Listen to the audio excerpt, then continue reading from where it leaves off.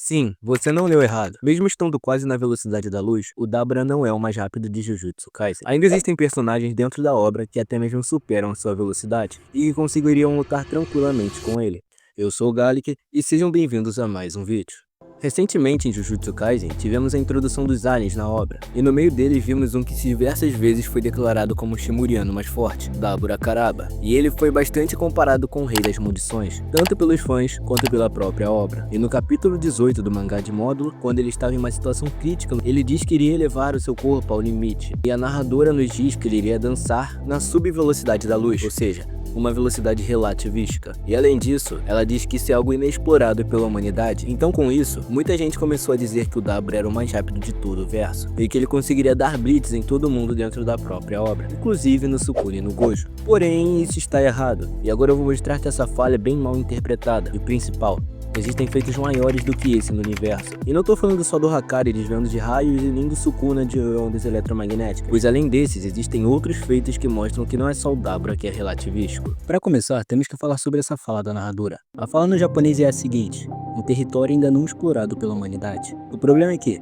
essa fala não estabelece um limite absoluto do universo, e nem um teto máximo de velocidade. Ela define apenas o limite histórico da humanidade. O problema é que muita gente assume que humanidade engloba todas as existências do universo, quando o próprio mangá deixa claro que isso não é verdade. Em Jujutsu Kaisen, feiticeiros e não feiticeiros não são biologicamente iguais, o Kenjaku afirma explicitamente que existe uma diferença estrutural no cérebro entre humanos comuns e feiticeiros, uma diferença tão profunda que nem a ciência e tecnologia modernas conseguem explicar. E justamente a diferença cerebral nos leva ao primeiro que supera Dabra, Satoru Gojo. Muitos esquecem que, graças aos 6 olhos, o processamento cerebral de Gojo é colossal, e assim que ele foi selado, ao ver Kenjaku se passando pelo seu amigo Geto, Gojo processa 3 anos inteiros de informações em um único segundo, sendo esse um feito de processamento relativístico. Então o Gojo de fato é um dos que supera ou pelo menos iguala a velocidade do Dabra, galera. E agora vamos continuar porque tem ainda mais coisas que contrariam essa fala da narradora. O próprio mangá estabelece um divisor físico e funcional entre humanidade comum e feiticeiros. Logo, quando a obra usa o termo humanidade, ela está se referindo ao conjunto humano padrão, não a indivíduos que já nascem ou se tornam completas anomalias biológicas, no caso, os feiticeiros Jujutsu. E essa separação não é só científica,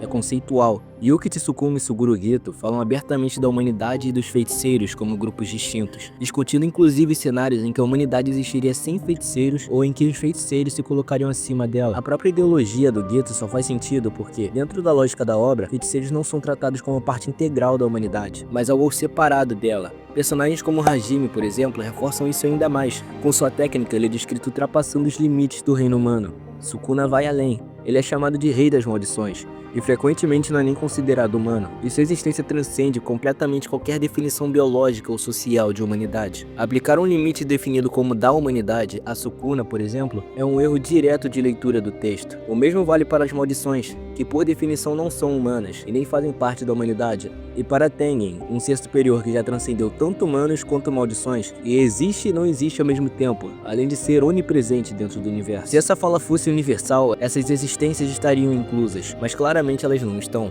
Além disso, a fala aparece antes da menção à subvelocidade da luz, funcionando como uma progressão narrativa, não como uma equivalência direta. O sentido é simples.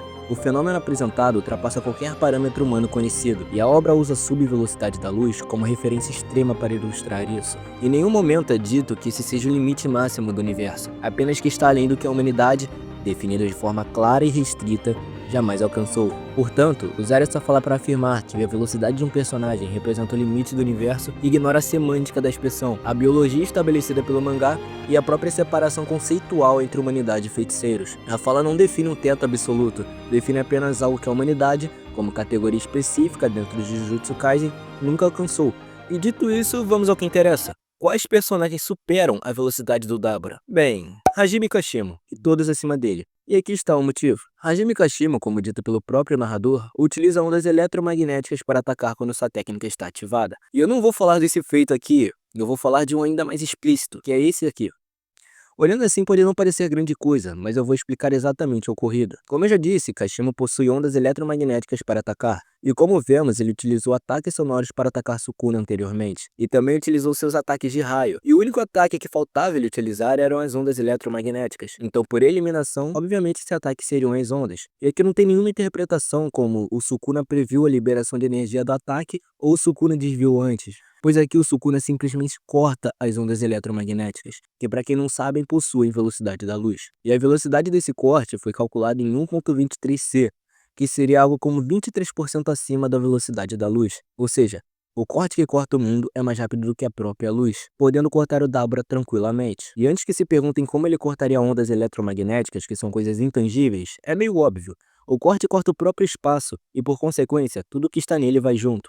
É como se o universo, incluindo Sukuna, estivesse num papel desenhado, e o corte cortasse o próprio papel, e por consequência, o que está nele é cortado junto. Então esse feito é totalmente possível, e a velocidade do corte de fato é maior do que a luz. Além disso, nesse feito, dá para calcular uma velocidade para o Sukuna também, pois ele, como já explicou, tem que mover o braço para mirar no alvo quando vai desferir o corte que corta o mundo. E esse alvo, no caso, seriam as ondas. E o movimento do braço dele foi calculado sendo 0,13c, o que seria 13% da velocidade da luz. Assim como no caso do Dabra, é uma velocidade relativística.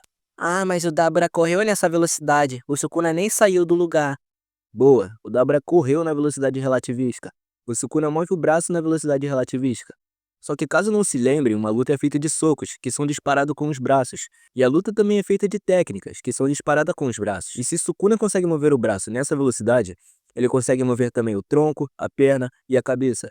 Ou seja, ele poderia desviar de ataques nessa velocidade. O caso do Dabra, galera, é velocidade de viagem. Ele obviamente também luta na velocidade relativística, mas o que é exaltado é sua corrida e movimentação, que também são nessa velocidade. O Sukuna atinge esse nível também, mas só em velocidade de combate, que é a velocidade com que ele desvia de ataques, dá socos, dispara técnicas, etc. Ou seja, se o Dabura viesse na velocidade dele para cima do Sukuna com um chute, por exemplo, o Sukuna poderia revidar tranquilamente, já que poderia movimentar seu tronco, braço ou outras partes do corpo nessa velocidade, assim reagindo e combatendo o Dabura. E Hajime Kashimo também faz parte daquele feito, já que ele desviou parcialmente do corte do Sukuna. O corte iria partir o seu corpo, como vemos nessa imagem, mas ele desviou fazendo o ataque atingir somente a sua mão, o que foi calculado em 0.11c, ou 11% da velocidade da luz. Então Hajime, com sua técnica, também conseguiria lutar com o Dabra. E todos os personagens acima dele, o que incluem Sukuna, Gojo, Itadori atual e provavelmente Yuta, quem sabe, conseguiriam lutar com o Dabra também. Então, para resumo, galera, o Dabura só é o mais rápido de Jujutsu na corrida. Só que não é na corrida que se ganha a luta, senão o Usain Bolt era o melhor lutador do mundo. Enfim, esse foi o vídeo, né? Se inscrevam no canal, deixem um like e compartilhem. Espero que tenham gostado e valeu!